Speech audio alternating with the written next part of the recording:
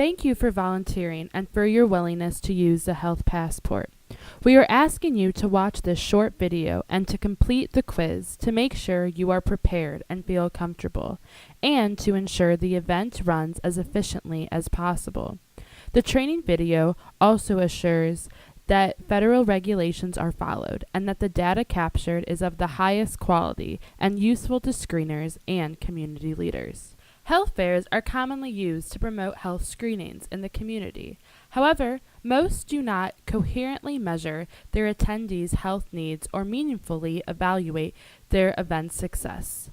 Utilization of a health passport is a unique way of capturing data from event attendees that can be used to provide a fast and accurate picture of each individual community's health and allows community leaders and health providers to target the individual community for specific needs. There are three major objectives to using the health passport. The first is to evaluate the success of the fair and to assess the health of the community. The second is to identify both future screenings and education priorities, as well as appropriate targets for community-based programming and interventions. The third is to support needed policy changes, and finally to grow a diverse community engaged workforce by partnering. There are 4 types of volunteers that are needed the day of the festival or fair. The first are screeners. Screeners are students, faculty, and professionals with clinical skills that will provide the health screenings. The second are educators. Educators are students, faculty, and professionals who have knowledge or are willing to quickly learn. They are needed to distribute health promotion and educational materials. The third are consenters. Consent volunteers will support registration of the attendees and will obtain both clinical consents to screen and research consents from caregivers. Training is required prior to the event. The fourth type of volunteer are passport volunteers. Passport volunteers will work alongside with the screeners at the different booths. They will administer the passport. They will use a tablet device to ask the survey questions and capture attendees' responses. No matter which of the 4 volunteer roles you may be assigned, it is important that all volunteers understand the general process of the event. The process is split up into 3 groups. The first is the consenting process. This is where the attendee begins and consents to having screenings done at the event. The second part is the screening process, where the attendees go to the different booths, answers the questions, and have the screenings done. The last part is the finish line. There, the attendees show their report card, have their passports checked, and receive their incentive. After the event, the data collected is de-identified and distributed to different stakeholders. The first part is the consenting process. Consenters will ask the attendee to sign a clinical consent form, giving consent to treat. If the attendee is a child or less than 18 years of age, a legal guardian must be present to give consent. You will also need to obtain verbal consent from the attendees or the caregivers to use their data in research. The attendee will then be given a wristband that has a QR code and a corresponding identification number on it.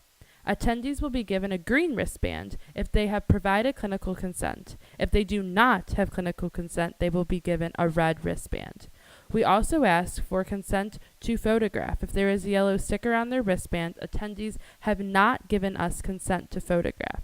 The attendee will also be given a report card that they will carry to each of the screening booths to help them keep track of the booths that they have been to. The next part is the screening process. The attendee will now be able to go to the different booths. When the attendee goes to a booth, the passport volunteer will first ask questions using the electronic passport or e-passport.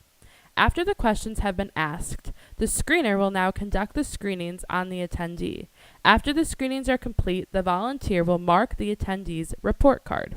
After the attendee has been to all of the booths, they will then go to the finish line. At the finish line, a volunteer will check to make sure the attendee went to all of the stations. The attendee then will receive incentives for finishing. The health passport data is then checked for quality and reports will be developed. Health partners will receive the names of referred attendees. Now that you know the basic process of using the health passport, here is some more specific information on what you will be doing as a consenter. You will be the first person to greet the attendees. You are also the person that will obtain written consent for the screenings. This will require the attendee's or caregiver's signature on the consent form. You will also verbally ask for research consent, which is explained on the back of the consent form. If the attendee is under 18 years old, the caregiver signs the consent form and gives the research consent. If the legal guardian of the child is not present, then clinical consent cannot be given. For example, if an adult brings a family friend but is not the legal guardian of this child, clinical consent cannot be given. Therefore, the child will then receive a red wristband. A child without clinical consent can still participate in the event, but it is up to the screener's discretion if they want to screen the attendee or not. Here is an example of what the consent process looks like and the important information you will need to say. Please keep in mind this is a controlled environment. The actual event may be much noisier. Hello, welcome to the festival. Let me tell you a little bit about it. Today we're providing free health screening and free health education. And in order to do that, some of the booths that you see require clinical consent and others don't. So the first thing I'd like to ask is, are these both your children? No, this is my daughter and this is my nephew. Okay, so they can both participate. I'm going to give your daughter this green wristband and your nephew this red wristband. Like I said, they can both participate, and it's up to the discretion of the screener as to whether or not they need parental permission. So, moving forward, to go through this clinical consent form, which you're looking at, like I said, we're offering free health screening and free health education. This is completely voluntary. Participation does not affect your healthcare status in any way. Additionally, you may be asked to, or you may be recommended for follow-up visits with the clinics and the offices in attendance. If you choose to do this, it's completely voluntary. Also, it's independent of the health festival, so we do not cover those appointments. And the last part of this form that I'd like to bring to attention is just that we're asking for permission to photograph you and your daughter and your nephew, just in case, so we can market our festival in the future. So I'll have you fill out that form, and I will give the wristbands. Excellent, excellent. And for the nephew, excellent. Okay, and if we will look at the other sheet, the other piece to this health festival I'd like to bring to attention is just the research goal of the staff. We have a goal to identify the health issues in the community, and if you're willing, when you go booth to booth and you have the wristbands scanned, you'll be asked various questions. And like I said, if you're willing, not only will this information help the screeners, but it will also help us identify those health issues and hopefully direct future intervention for these health issues. So this is also completely optional. If you want to participate in the screenings and the education without participating in research, that's completely okay.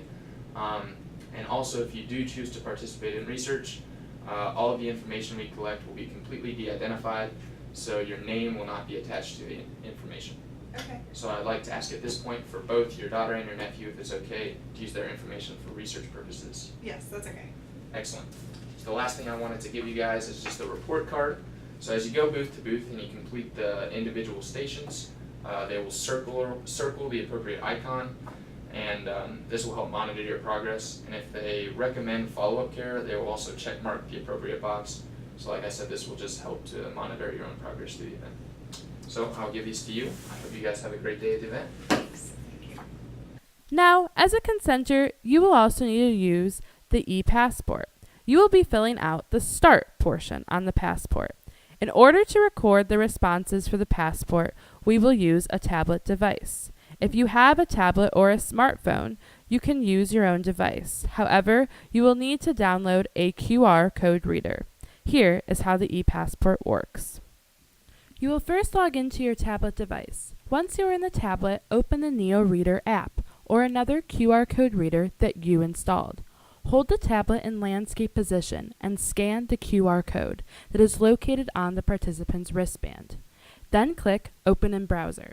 This will direct you to the internet. Since the wristband has not been used before, it will direct you to the start page. If the start page does not open, use the drop-down menu on the upper right-hand corner of your screen. Then, answer each of the questions based on the responses from the attendees. Make sure to answer all the questions or the survey will not submit. After you complete the survey, click Submit at the bottom.